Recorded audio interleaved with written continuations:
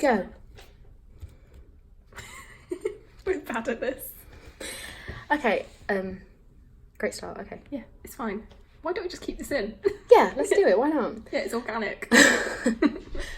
Hi guys, welcome back to the 20-something or other podcast. My name is Charlotte. And I'm Jemima. And today we're going to be talking about our university experiences. Because it's all fun. Yeah. We have very different experiences. Extremely. Yeah. And one of the things we forgot to mention in the introduction episode was the fact that we are actually university students. I am studying clinical psychology. And I study English and creative writing joint honours.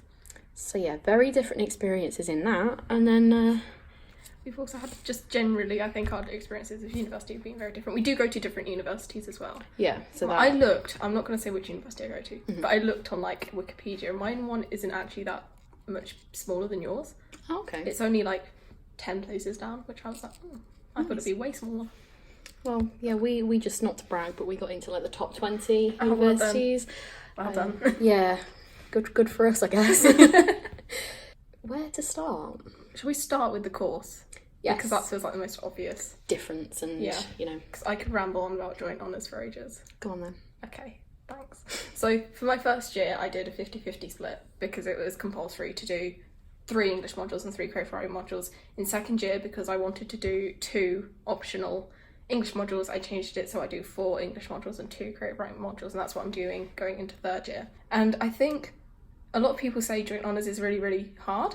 It's not when you do subjects which are so closely linked.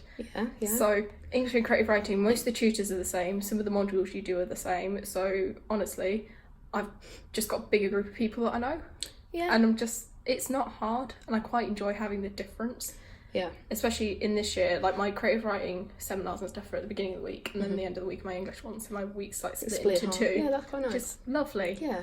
But yeah, I think sometimes my favouritism for certain like aspects of each course comes out. Like when I had to do poetry last year in first year, and I hated it. I was like, I hate creative writing so much. But having conversations with like my housemates and my friends and stuff, they said you're not going to drop creative writing altogether because you enjoy Other aspects of it. the prose writing too much, and you love it. And I was like, yeah, that's right. I'm not dropping that. But yeah, so my dissertation is an English one, and yeah, because that's pretty much the only thing I had open to me at that point. Nice. And I do clinical psychology, which is kind of lumped together with all the other psychology courses at my uni. There's like normal psychology, clinical and forensic, so we all have similar like core modules that we have to do, and then we didn't get the choice to choose any optional modules in first or second year because they were chosen for us. That's why we're clinical, which I found quite nice because the ones that I wanted to do were the clinical ones, and they were always really popular, so you kind of had to like fight to get on those modules a bit. But in my third year I've been able to pick some more modules, not as many as people just doing normal psychology, but I picked 4 out of 6, so I'm quite happy with that. But that's me off our joint honours where I go, because I did joint honours I could basically pick all of my modules. None of them were like properly compulsory. Yeah. So if you do single honours English, you have to do Renaissance literature and Romanticism, and I only had to do one of them, and I was like, clearly I'm going to do Renaissance, that's Shakespeare, and I really didn't want to do Romanticism, so I felt very smug then because I was like, I don't have to do it. everyone else does. Yeah, I was like, look at all you guys. No, Nice. I didn't get to pick anything in my first year, and because of that I kind of didn't enjoy it as much because it wasn't what I wanted to do. There was a big focus on the kind of brain aspects of things and the science behind the brain, and while that is interesting, that's not what I want to do. I want to do the clinical aspect and like helping people and talking to people and stuff. So first and second year wasn't great for me, but we'll get into that later. But this year I've been able to tailor it a lot more, and I've just picked like all the therapy modules. So yeah, I found generally second year, I've kind of got through that second year was probably, looking back I'll think of it as my best year at university because of all the things I did. No, Like, all the see, modules. second year for me was like easily my worst. Fair enough. Yeah. So. Like, yeah, I know. Yeah. But yeah, first year wasn't great. I think my experiences from uni, like the course-wise, it's all been fine. Like, I haven't had any big kind of disasters or anything, but a thing that I'm reminded of by my tutors is just because I'm enjoying it and I do well doesn't mean I find it easy. And I was like, Yeah. oh, thanks for reminding me that this is actually quite hard. Yeah, no, I get that, yeah.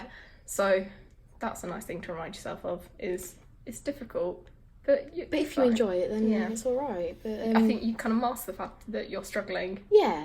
Yeah, And but then- also if you're enjoying it, it makes that struggle a bit easier. Yeah. Because I found, like, specifically last year, I really hated a lot of my modules, and, like, because it was, like, neuropsychology and, you know, neuroscience and the brain and all this really heavy science stuff, that I haven't done science since, like, I don't know, 2015. It's a long time ago. I'm very old. But because I hadn't done that and it was all kind of fresh to me again, that was so difficult. And because I wasn't enjoying the lectures or the content, it just got even harder. So, Yeah, because are yours mostly lectures? Yeah, Where mine are mostly seminars. So I feel like Yeah. I have a lot more talking to people as well. Yeah, we had more seminars in our second year, but even then it was more like, okay, here's like a project that you're working on. It wasn't a time to ask questions and stuff. It like was that's something I really enjoy, especially was another difference between our universities and I suppose our courses is that mine is way smaller than yours. In mine, like our average class size last year was about 14 people. And on all our core modules, there were the full 300 psychology students. So that's different. Yeah. And on weeks when there's only a couple of you turn up, because it does happen in 18th century literature, believe it or not, that was really nice being able to talk in like just this group of three. There's like you, this other person and the tutor, and you're just having this really, I found that really beneficial. I find that the smaller the group is, the easier I find it to ask questions and stuff. Yeah. Because I feel like I'm not wasting everyone else's time. Yeah, no, we definitely had a problem with that on our course because obviously there's so many of us. But then all the other years, so the years above and below me, are also very big. It's just a really popular course. And then obviously the tutors have got any like PhD students, any master's students, their own work to do, and they are just like inundated with emails, and you can't, you can try going to their office hours, but chances are you're going to be there with like 50 other people. Yeah. So I think the only problem I had last year is when like it was around like a dissertation deadline, and one of my tutors was just, and someone said to me like, don't bother emailing him yet, email him after Christmas, and I was like, okay, and I did, and that was fine. But that's like, generally speaking, people make time for you at my university because it's just not as busy, and like my university has had to drop the creative writing course, which breaks my heart, but that's just, it's a small university and there's other places to go to do that course. And also it's not a STEM subject. So yeah, no, we just have the problem of there's so many people, and like another big thing we found on this course is when there's 300 of you in a year and only 2 copies of a book in the library. Yeah, there would be times when our entire lecture theatre would just walk to the library and you'd see us all fighting over the book in the library. Everyone else hated us for it. I think the only problem with the library we've had is on my Shakespeare module last year, there was one textbook which they said to get. They didn't have that textbook in at the library at all, and we were like, you might want to get a copy if you say it's one that we must have, and it's quite difficult to get hold of second hand at this point. It was just a bit ridiculous, but that was fun.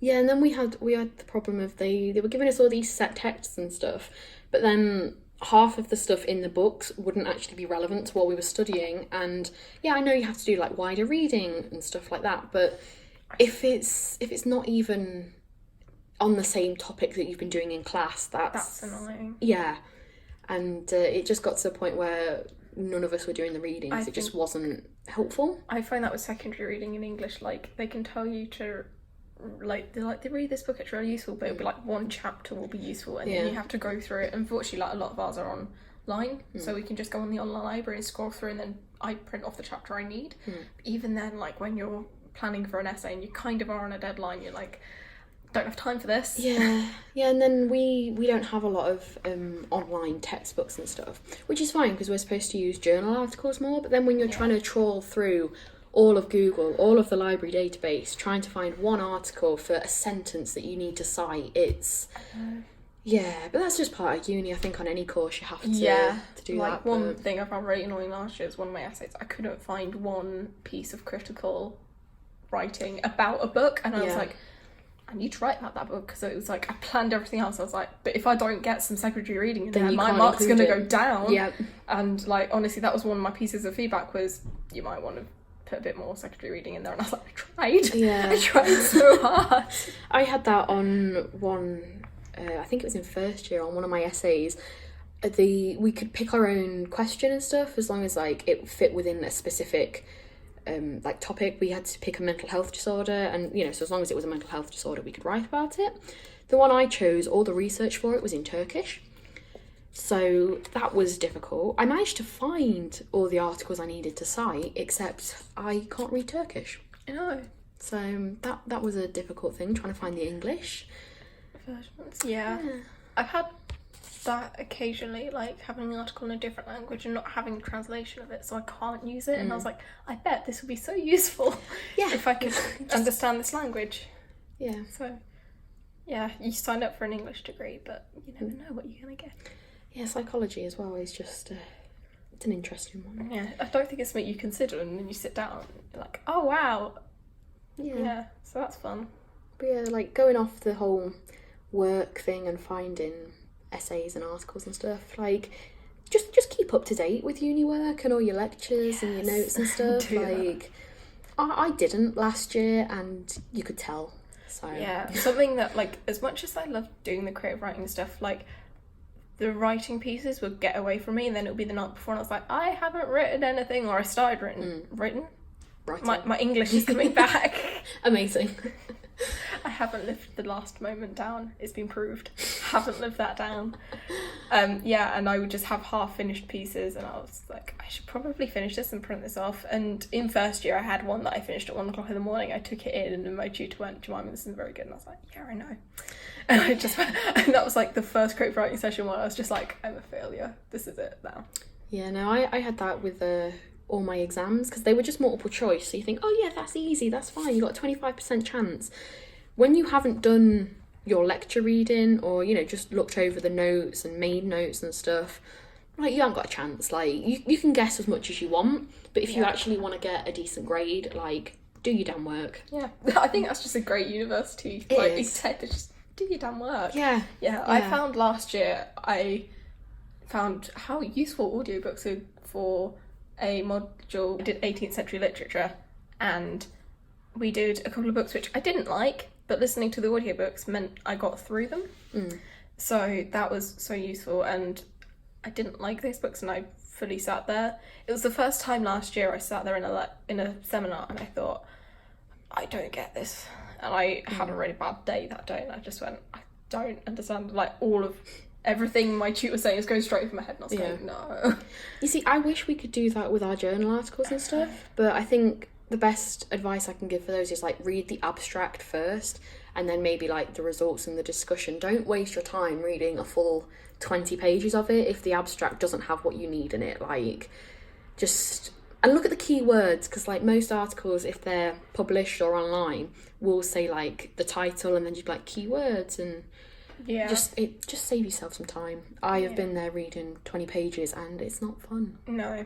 I think on, like, almost on the flip side of that, I have tutors who at the beginning of, like, a new book, they'll go, right, how far have you got through it? And they're not mad if you say, okay, I'm about a quarter of the way through. They're like, okay, thanks for being honest with me. I will teach that first bit. Yeah. And then next week, please read the entire thing. And quite a few of them would, if we do the book for 2 weeks, they'll split it into 2 halves. Yeah. So read the first half for the first week, and it becomes a lot less overwhelming. Yeah, when especially, I guess, if it's a really long book. long book. Yeah. Because I had one of those in first year, and I didn't read it. Bad student. But I was just like, yeah, I still went to the seminars, and I think you can get through them if you haven't read the book. You might feel a little bit lost and alienated, but you can get through it. I feel like if it was a bigger room, like with more people, you'd be fine. Yeah. But when it's a smaller room and you're being asked questions, you're like, I'm just like, yeah. That's fun. Yeah.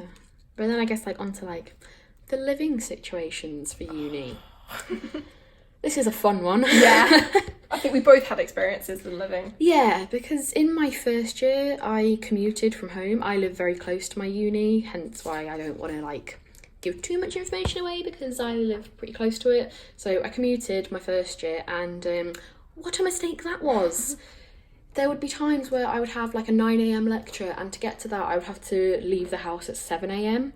and I wouldn't get back until like 11 or something ridiculous. I would have to leave the house 2 hours before I needed to be at uni just to make sure I got there on time.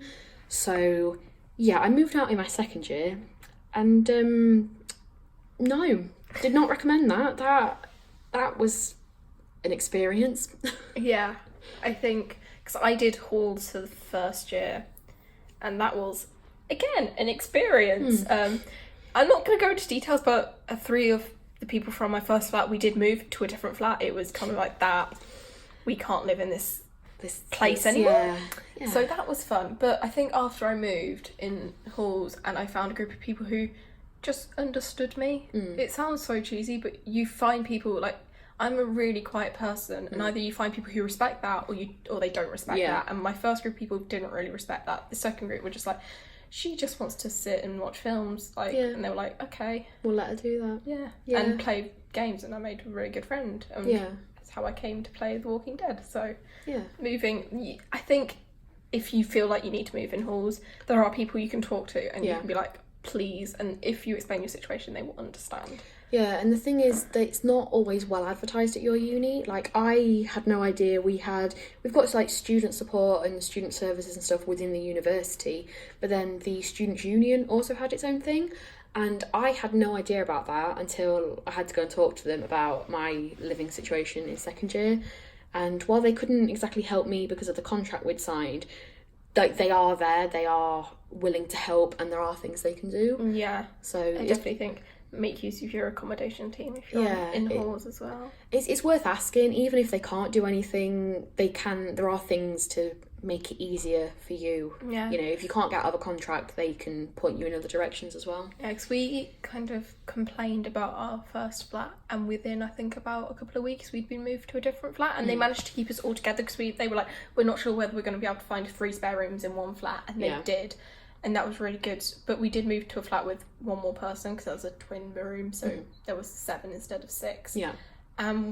In the halls I was we all had ensuite bathrooms, and we just had to share the kitchen. And that was the only sharing aspect. Yeah. I was very adamant when I applied for halls. I was like, I really want an ensuite room because sharing a bathroom is sharing a bathroom is an experience. I had to do that because I was in a house last year and I'm in a house this year. But I've got an ensuite in my house this year.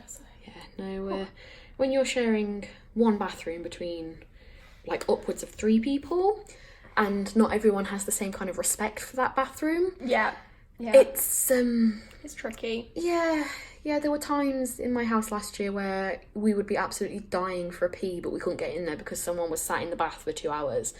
Or, you know, we'd run out of toilet paper and no one would buy it because it'd be like, I'm not buying it for people to waste it. And yeah, the toilet paper is always a thing in the house. And it's just so stupid that something as basic as a toilet and like your right to it is... That's the thing that I'm looking forward to this year, because we have very small en-suites in our house this year. Yeah.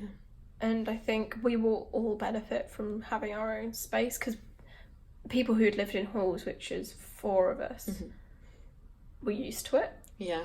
And I think I've been watching a lot of YouTube videos about people going to university or college in America, because that's what I'm doing with my time at the moment, because I've still got a week left before I go back to uni at time of recording. And they were talking about university, and they said a good thing to think about is, have you ever had to share a bathroom before? So are you a single child? Yeah. Or are you do you have siblings? And like, even though I've got 1 sibling, that's 1 other person that I had to share a bathroom with. Yeah. So it's not that many. Like, generally we were fine, but that's always a thing to consider when you're applying for accommodation is, are you used to it?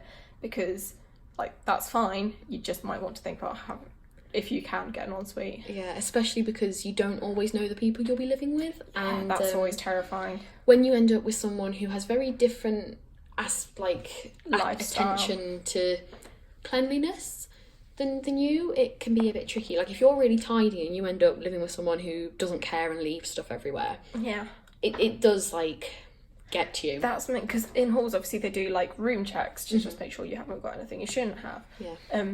And mine were always like really early morning, because mine was like the first flat in my building, so I would kind of always be like in my dressing gown, like with a cup of tea, and I'd be like, sorry, my room's such a mess, and they would say to me, yours is the tidiest we're probably going to see. And I was like, but I'm so messy. Yeah. Like, I feel like I'm quite messy, but they were like, no, that's fine. They're like, you've got some paper on your desk, mate, don't worry. Yeah.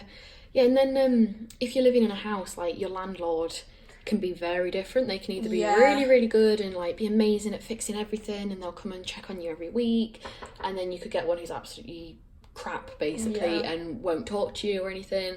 And you can get one that's in between, and they'll check occasionally, they'll answer your texts, but it's not, unless it's like you've got a burst pipe. Last year came in every month, but that was more to do fire alarm checks, if anything else. Like, he wouldn't go into bedrooms if we weren't there. Yeah. So a lot of the time I wasn't there, and my housemates were like, no, we didn't check your room because you weren't in. And I was like, okay. Yeah. So, yeah. But yeah, another quick thing to add is, if you have the ability to lock your door when you leave, do it. You could be living with your best friends, but you just don't know. I know. We had an incident like that where some people went into one of my housemates, flatmates' rooms, and sent really horrific messages to people on their Facebook account. Yeah. And so when I received one of those messages, I was like, this doesn't sound like this person. Yeah. But I was like, I don't know, because he was always so careful with what he, like, especially with his, like, computer, because he had a big, like, gaming setup. So I was like, he wouldn't have just done that. Yeah. But yeah, work out your locks. Yeah, it also just helps that if anything goes wrong, you can be like, well, it wasn't me, because, like, my room was locked, and, you know, it's not... Fortunately, the people I live with now, I trust them enough not to... Because firstly, what would they want from my room? I have, like, most of my, like, important stuff, like my laptop, I'd be usually carrying with me. So, like, but honest, sometimes I leave my door open because I had a secret stash of toilet paper in my room because I was like, I'm being prepared even if none of you are. So I would sometimes be like, this is in my room. Go and get it if you want. So yeah, that's always fun. Emergency toilet paper, that's what I recommend for anywhere. Make sure you have some, because someone one day will not, and then they will love you. This is true. Yeah. Okay, so anything else to add, or about housing? Other than, like, it was kind of, my experience with halls was, it wasn't the best. I appreciate the experience I had in halls. But you don't want to do it again? But I didn't want to do it again. By the time I moved out, I was talking to one of my flatmates at the time, and I said, we're both ready to move out, aren't we? And she went, yeah, I want a house now. And I was like, yeah. And I think also there will be so many people you meet in halls in your, like, first few weeks, and you'll never speak to them again. Yep. And you will see them on campus, and you'll just kind of be like, I think I recognise you, and you won't talk to them. Yeah, that kind of goes for, like, meeting people on your course as well, especially if you've got a bigger one. You can meet everyone in Freshers Week and be like, oh my god, like, so nice to meet you, we're going to be like best friends, we're going to do everything together. And then, like, 2 months later, you're just like, who was that again? Who are you? Yeah, like, there were people in my flat who I got on with really well, and, like, there was one person in particular, but I only really talk to them if I see them on campus. And I'm just like, oh, how are you? Because we, like, when we were going through, like, bad times and we weren't feeling great being away from home and stuff, we would go to each other. Yeah. And so that's really strange, because I was like, we got on so well, but we don't talk anymore. Yeah. So uni's a weird one for that. Yeah, you meet so many people and you come across so many people and you, like, add them on Facebook and then you see what they're doing. But you just don't speak to them. You just don't speak to them. But I think a thing to remember is, like, everyone makes a big thing about, like, oh, it's the best 3 years of your life and you'll find your best friends there, and, like, it's okay if you don't. Yeah. Like, me personally, it's only been in this last week, because last week for me, at the time of recording this, was Freshers Week, and it's only in my final Freshers Week that I've actually, like, gone to stuff and met people off my course and spoken to people and made plans with them outside of uni. So yeah, I haven't done that at all with people on my course, other than my housemate, who's also my course mate. Yeah. But that's just, we live together, so... Yeah. I mean, in first year, I made plans with someone who has since dropped out, and we went to see a musical in London, which was lovely, because I was like, nobody else is going to want to see it with me, but you will.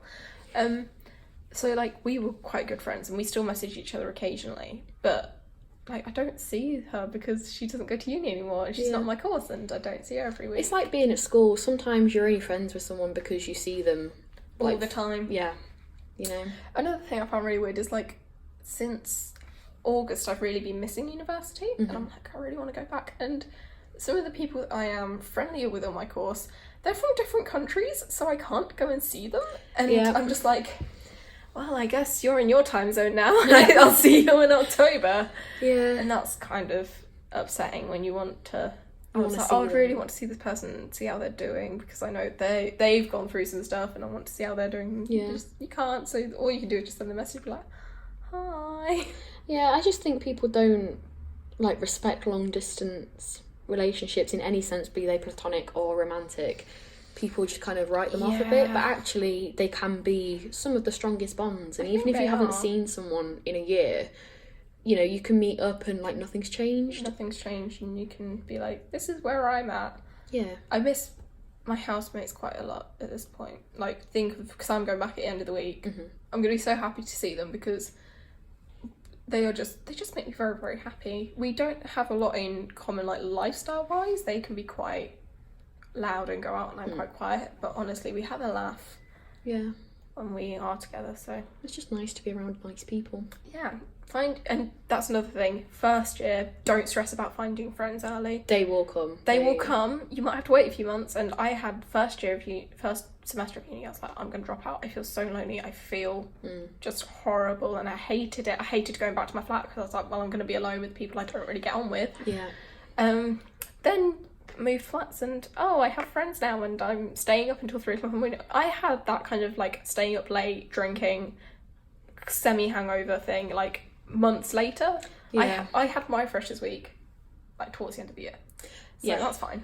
Yeah, no, yeah, you find your people. It's like my living situation last year was a bit shit, but had I not lived there, I wouldn't have met my boyfriend. And like, not to go too much into my relationship, we'll probably do a episode on relationships, perhaps friendships. Yeah, friendships. Yeah, but like, had I not moved out and been with the people I was living with, I wouldn't have gone out and met him. And he was probably one of the best things for me last year, because he was in the same city as me, whereas all my other friends, like Jemima, for example, weren't. So like, while they were there at the end of a phone and stuff, having someone there physically for you is great, basically. Can we tweet this out to your boyfriend? Will that rub his ego too much? No, I've already told him, he knows. Oh, bless. But yeah, it's like, you will find your people, and they can come from like the worst parts of your life, and you know, you can get really good stuff from really bad stuff, and vice versa. But it's just Like, I think I had some experiences where, by the way, I'm not straight. I told people, and they were telling other people before I was ready. yeah, And that kind of break of trust broke me. yeah, And you will find people who are just like, yeah, right. And they'll be like, okay, you don't want me to tell anyone? Fine. And cool. yeah. And those people They're are the good ones. my friends. Yeah, They're the people I live with now. So, yeah, but yeah, you'll get there. yeah. You'll be fine. But yeah, for now, I think we're gonna have to wrap this up, because this has been a long one. That's it. How long is it? Well, the recording's split in half, but we're coming up for like 29 minutes roughly. So Right, okay. yeah. So that was university experiences. Yeah, and anything that we've touched on in this that you want us to go into more detail. I am more than happy to do university tips Yeah. at some point. In fact, I was going to write a blog post about reminders for university, because you need to be reminded. But yeah, Yeah, that was our university experiences. it was indeed. If you enjoyed this, please let us know. Leave us a cheeky little comment and we'll get back to you. Yeah. Hopefully the audio is better on this one. We're trying. We're really sorry about the first one. It was alright until we uploaded it, and then... Yeah, YouTube killed it. So hopefully this one is better. Fingers crossed. Let us know. And I think that's it for now, isn't it? Okay, bye. Bye.